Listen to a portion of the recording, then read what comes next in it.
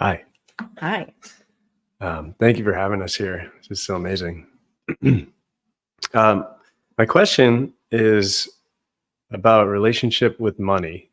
This is something that's weighing on my heart and has caused a lot of heartache in my life. And I do feel like money is this entity that I'm in relationship with and has both masculine and feminine energies. But the question really is, how can I experience the relationship that I really desire with money? I'm happy to share some details about my current experience, but I was curious. Well, let me dive into it, and then stop me if you want to add something, like if there's something really specific for you. Yeah. But as you know, money is an energy. And it is something that we need to feel deep within. And so when we're wanting to attract it, there's the law of attraction, and there's all these, and they're great ways to attract money. But until we actually feel the vibration of that within ourselves, which is hard when the money's not coming in, we have to like lie to ourselves almost, right? Which that's, I think, sometimes where the rub feels like, well, I'm not going to lie to myself. Like it's either here or it's not. So what I would say is that we go back to the basics, and the basics are the gratitude for all the little things that we get, because we get really stuck. I get really stuck in like that money as dollars. And when we start to go back to that gratitude of thank you for, maybe somebody buys you a coffee. Thank you for, whatever it is, like the little things that come to us, because that's what starts to activate the abundance within us that makes us feel like, oh, I'm receiving. And I think you touched on this, but there's also that masculine feminine energy where if you're really in your feminine, you're able to receive. If you're in your masculine, you're doing and you're more active. And so it's having that balance and that nuance within yourself as well, so that you are receiving. Because sometimes especially when money isn't coming in, I know from experience that sometimes it's harder to receive, because you're like, no, I can do this myself. There's no reason why I should have to take a handout. I'm not suggesting that's for you, but maybe in the collective, a lot of people feel like, oh, it's a handout. I want to earn it. I want to receive for my gifts. And I think we experience that a lot in the spiritual community, especially because we give so much and we care so much about what we're giving. And so it's back to that feeling of abundance that's deep within, that vibration deep within, and it comes in so many different forms. That's not cold hard cash. And then as we really focus on receiving, then the cold hard cash does come.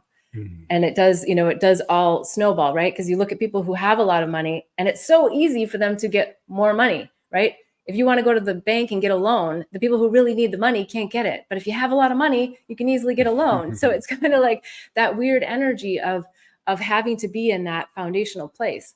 So I think for you right now, there's a really important, I don't really like the word lesson, but like, I feel like it is a lesson. And I think that it's for the collective in the spiritual community, that we see our worth and our value in love.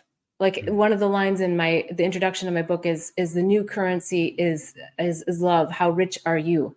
And I think when we anchor into seeing the value that we provide, then other people start to see that value, and they start to link it to the monetary aspect of it as well, because we're by nature real givers, right? And we need to still get back into that receiver mode and to erase the ideas of handouts. Like if somebody wants to help you genuinely, right? Because you know the hooks. Like if someone's going to give you money and it's got hooks in it, you don't want the money. Right. It's not where you want to be.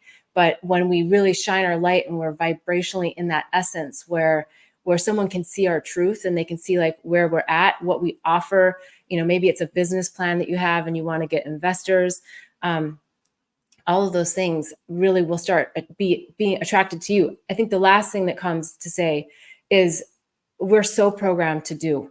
And while doing is very helpful at times, it is so much more about being and really anchoring in. And what's coming to me is to do a meditation where you're actually like, if you're just sitting in your normal meditative pose, and anchor your sit bones into the ground and pretend maybe like you have a little monkey tail or something that goes like deep in and wraps around a big crystal, like a really incredibly valuable crystal, because that is who you are, is in that big richness of it. And attaching to I know it sounds kind of crazy, but the crystal itself, and that you are part of that wealth and that financial abundance, and that you're actually pulling the energy up through you, as opposed to like how we get programmed, like looking externally outside of us, like where is it, where is it, where is it, how can I get it to come to me, is it coming to me? Because it's our mind that's judging if it's here or not.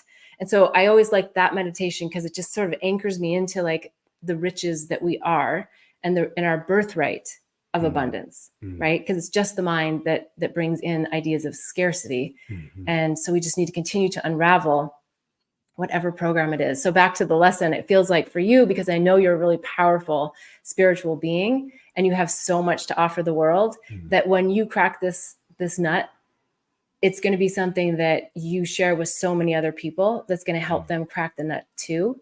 And I think it's all happening right now, where you know, the new currency is love is actually going to flip pretty soon, because people are suffering so much, and they're going to start to see the value of the light and the vibration that we bring to planet Earth, more than that materialistic view that people have of what makes people successful or what makes people wealthy. It's just going to be totally different.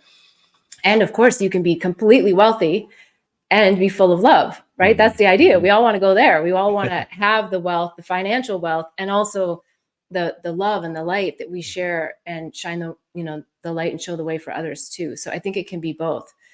Any other questions on that? Did I hit what you were asking about? Yeah, I think you did. Yeah, that was really, really great. Thank you so much. Okay, great. Thank you. Anyone online, please, if you're watching on replay, you can always put a comment. You can add questions. You can go to bethbell.me/question. And there's so many other resources on bethbell.me. If you haven't done the State of the Heart assessment, please do. It's so important to know your state of the heart.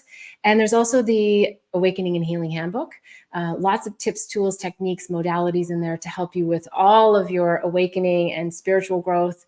There's also the Psychedelics Resource Guide, which is a beautiful way to really dip into psychedelics and understand a little bit more about them. And maybe someone that you know is interested in them. It talks a lot about the integration. So there's a lot of juicy stuff in there.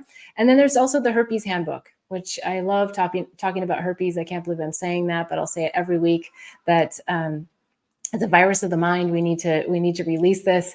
And so the handbook goes into a lot of great information on herpes and the mind viruses that we get ourselves into. So please check those out. And I look forward to seeing you again next week, every Sunday, 11:11 Pacific time. Oh, and if you're interested in the Awaken Inner Wisdom community membership, you can also check that out on bethbell.me. So lots of resources there. I look forward to seeing you again next week. And until then, wishing you much bliss and love on the journey.